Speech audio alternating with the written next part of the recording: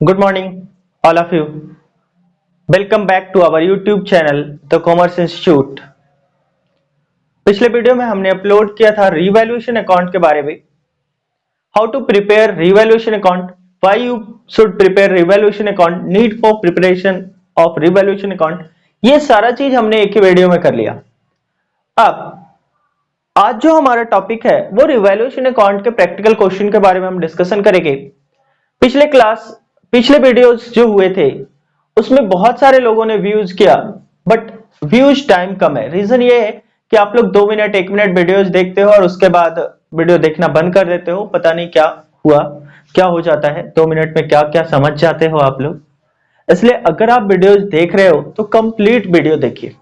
ये नहीं कि 1 मिनट चला लिए हो गया बस काम खत्म. चलो, जब तक आप कंप्लीट नहीं देखोगे तब तक आपको समझ में भी नहीं आएगा. एकदम डिटेल्ड में कराया हुआ रहता है. आप पूरा पूरा वीडियो देखिए, हर एक टॉपिक से रिलेटेड जो भी टॉपिक है उसका कॉन्सेप्ट एकदम से क्लियर हो जाएगा. बस आपको पेशेंस रखने हैं. ये नहीं कि बस 2 मिनट 1 मिनट का वीडियो देख लिए काम हो गया हमारा, चलो इतना सीख लिए. आपको कंप्लीट रिवीजन चाहिए, कंप्लीट सिलेबस चाहिए, तो आपको थोड़ा टाइम देना पड़ेगा. चलो ठीक है, आज प्रैक्टिकल क्वेश्चन करेंगे. आप जो नया हमारे YouTube पे देखते हो वो सब्सक्राइब भी करना हमारे चैनल को और लाइक भी करिए वीडियोस को. चलिए शुरू करेंगे. क्या practical question of revolution account start करेंगे. हमारे पास बुक है एसके सिंह का और इलस्ट्रेशन नंबर 14 हम कर रहे हैं. Illustration number 14 number illustration.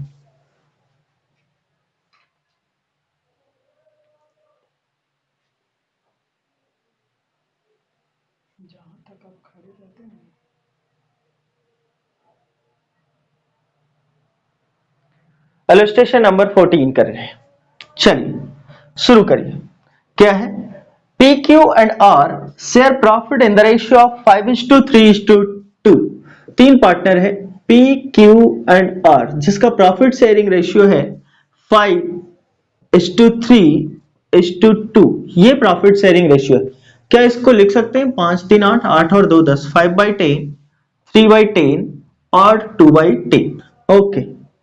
उसके आगे लिखा है they decide to share profit to share their future profits in 4:3:3. ये ओल्ड रेशियो हो गया, old profit sharing ratio. New ratio बोला है क्वेश्चन ने, न्यू रेशियो. अब वो भविष्य में अपने प्रॉफिट को बांटेंगे 4:3:3. 4 3 7 3 10, 4/10, 3/10 और 3/10 में. Okay. With effect from 1st April 2016, on that date of following revaluation have been taken place. कुछ एसेट्स दे रखे हैं, बुक वैल्यू और रिवाइज्ड वैल्यू. ये है हमारा बुक वैल्यू और दूसरा है revised value.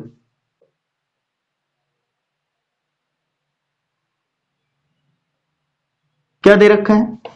Rupees in amount. Okay. यह है plant and machinery.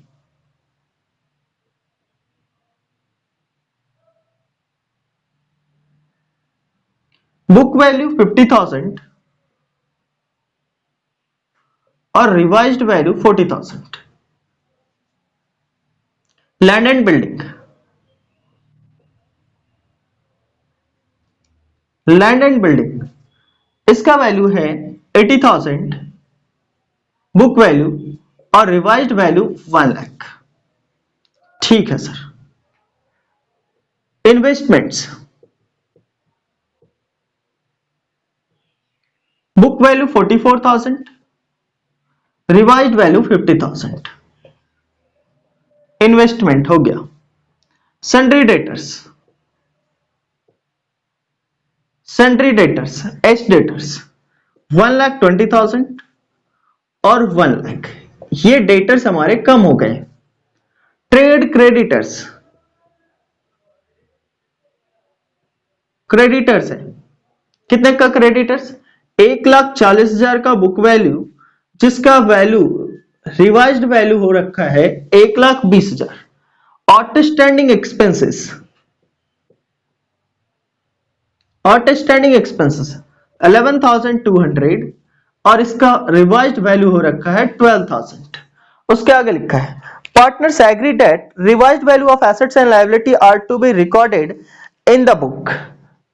Revised value assets और लायबिलिटीज का रिवाइज्ड वैल्यू है जो रिकॉर्ड करेगा बुक में, यानी ये वाले वैल्यू अपने बुक में रिकॉर्ड करेगा। ठीक है सर, दिक्कत क्या है? कुछ भी नहीं। Give the necessary journal entries in the books of the firm and revaluation account. आपको जर्नल एंट्री बनाने हैं और रिवैल्यूएशन अकाउंट बनाने हैं। क्या आप बताइए, पिछले क्लास में जो हमने कराया था उसी से रिलेटेड क्वेश्चन है क्या? दो रेशियो दे रखा है, ओल्ड रेशियो, न्यू रेशियो, और कुछ एसेट्स लायबिलिटीज के इंफॉर्मेशन है, और उसके बाद बोला है रिवैल्यूएशन अकाउंट बनाने के लिए। चलो, सबसे पहले आपको यह बताना है प्लांट एंड मशीनरी क्या हुआ, 50,000 का था 40,000 हो गया है, यानी 10,000 रुपए का हमें लॉस है प्लांट एंड मशीनरी से। बिल्डिंग 80,000 का था 1,00,000 हो गया है, यानी 20,000 का गेन हो रहा है। बोलो हाँ या ना जी। इन्वेस्टमेंट 44 का था 50,000 हो गया, 6,000 का यहां भी गेन हो गया है। डेटर्स एक पीस का था 1,00,000 हो गया, यानी 20,000 रुपए का लॉस हो गया है डेटर्स में। क्रेडिटर्स 1,40 का था 1,20 हो गया है, 20,000 रुपए का गेन होने वाला है। अगर लायबिलिटी कम हुआ है इसका मतलब हमें फायदा है। आउटस्टैंडिंग एक्सपेंसेस 11,200 का था 12,000 हो गया है, यानी 800 रुपए का लॉस हो गया, यानी 800 रुपए और एक्स्ट्रा पे करना पड़ेगा फ्यूचर में। अब आपको अगर हम पहले जर्नल एंट्री बनाने बोले तो थोड़ा सा ऑकवर्ड लगेगा, इसलिए आप पहले बनाओ रीवैल्यूएशन अकाउंट। यहां देखो रीवैल्यूएशन अकाउंट। बताइए क्या कल फॉर्मेट बताए थे, याद है? हाँ सर याद है। Particulars amount by 2। बताओ क्या करेंगे? प्लांट एंड मशीनरी कहां, लॉस कहां लिखेंगे? रिवैल्यूएशन के डेबिट साइड। लॉस हुआ है तो रिवैल्यूएशन के debit side. Plant and machinery कितने का? 10,000 रुपए का। लैंड एंड बिल्डिंग क्या हुआ? लैंड एंड बिल्डिंग गेन हुआ है, तो लैंड एंड बिल्डिंग कौन सा साइड? क्रेडिट साइड रिवैल्यूएशन के कितना? 20,000। ठीक है। इन्वेस्टमेंट गेन है, इन्वेस्टमेंट इन्वेस्टमेंट सर कैसे लिख दे रहे हैं सर? अगर ये जानना है ना तो पीछे वाले वीडियो में जाकर के देखो, वहां पे बता रखे हैं। डेटर्स लॉस है, सन्ड्री डेटर्स कितने का लॉस? 20,000 का। ठीक है। फिर से trade creditors, by trade creditors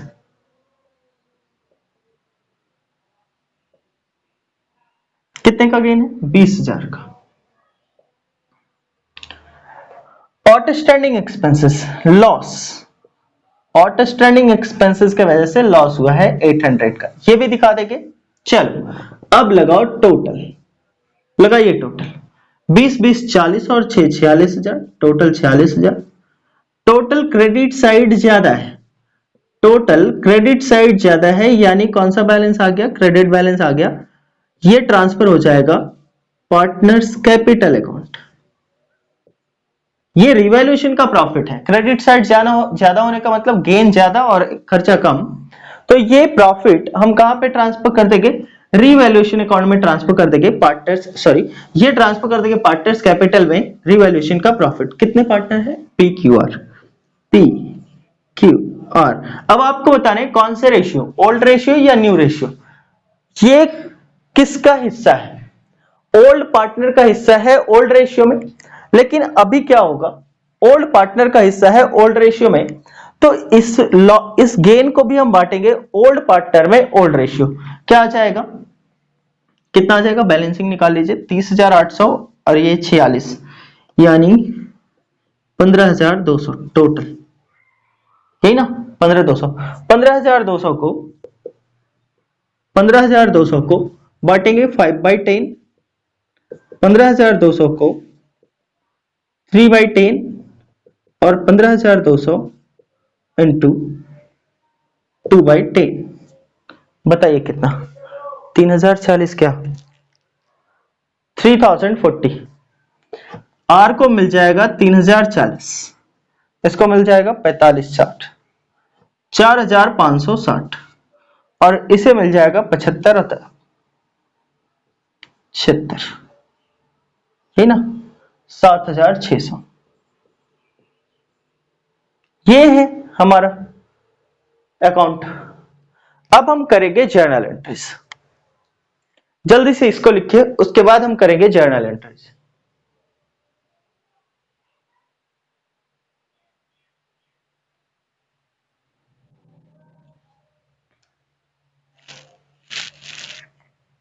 चलो, जर्नल एंट्रीज ये हटा दे, इसको हटा देते हैं, आपको बांटने आता है, ये हटा दिए। जर्नल एंट्रीज बनाइए फॉर्मेट, जर्नल एंट्रीज के लिए बनाएंगे फॉर्मेट। बचपन याद करो अपना, बचपन ये क्लास 11th में सीखे थे ना, वही तो हमारे बचपन है कॉमर्स के। Date, particulars, ledger folio, amount rupees में, अमाउंट रुपीज में, डेबिट, क्रेडिट। चलो डेट भी आएगा क्या? हाँ डेट दिया था ना 1 अप्रैल 2000 कौन सा 16, ये 2016 में अप्रैल 1 को सारे एंट्रीज एक ही डेट को आएंगे, क्योंकि इसी डेट पे हमारा ये रिवैल्यूएशन हो रहा है। बताओ पहला एंट्री क्या, बताओ पहला एंट्री क्या? Sir revaluation account debit. 2 plant and machinery account. क्यों, ऐसा क्यों? Being plant and machinery reduce या decrease, plant and machinery decrease. क्यों? क्योंकि वैल्यू प्लांट एंड मशीनरी का घटा है, तो किसके थ्रू? क्या हमने बेच दिया? नहीं, हमें सिर्फ वैल्यू घटाने हैं, तो हमने क्या बोला कि रीवैल्यूएशन का, ये हमारे लिए लॉस है, रीवैल्यूएशन का लॉस हो गया। हमने एसेट्स एंड लायबिलिटीज का रीवैल्यू किया, तब पता चला कि हमारा प्लांट का वैल्यू 50,000 से घटकर कितना हो गया 40,000, यानी 10,000 रुपए का नुकसान हो गया। सेम डेट, सेम डेट, ये लैंड एंड बिल्डिंग गेन हुआ है, तो हम लिखेंगे land and building account debit. Book में लाने के लिए हमें लैंड एंड बिल्डिंग को डेबिट करना होगा कितने से? 20,000 से, और क्रेडिट करना होगा रीवैल्यूएशन को, revaluation account 20,000 being land and building increased, land and building increase. Third number investment, हमारा इन्वेस्टमेंट भी इंक्रीज किया है, क्या लिखेंगे? अच्छा ये सारा एंट्री एक साथ भी किया जा सकता था, अब जो भी गेन हुआ है ना उसको एक साथ लिख दे रहे। Investment account debit,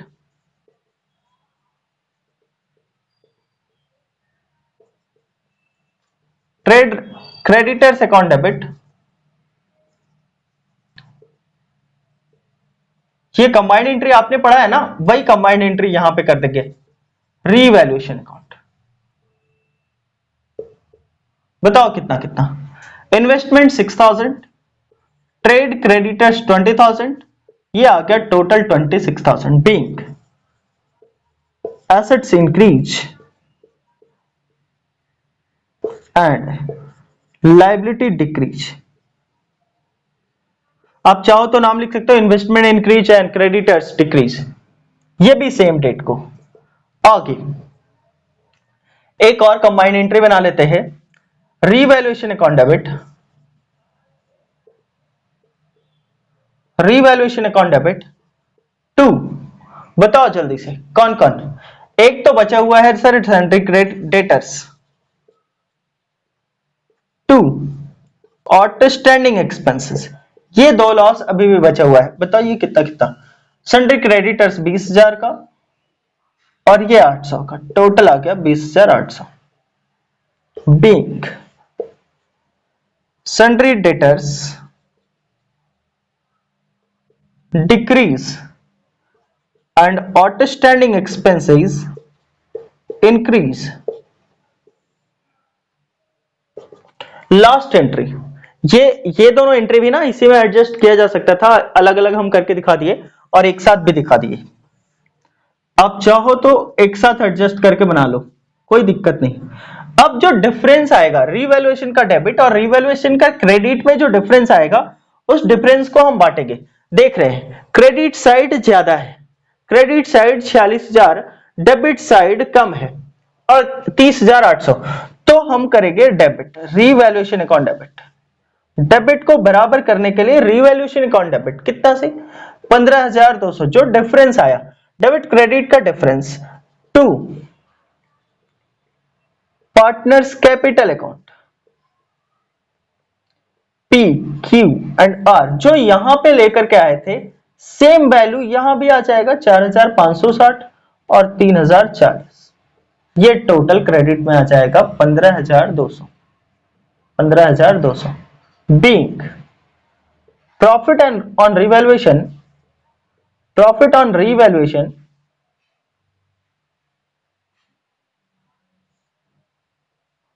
transfer to partners capital account। क्या भारी है? बताइए जल्दी से, क्या क्वेश्चन भारी है? नहीं ना, आसान है, जल्दी से लिख लो। उसके बाद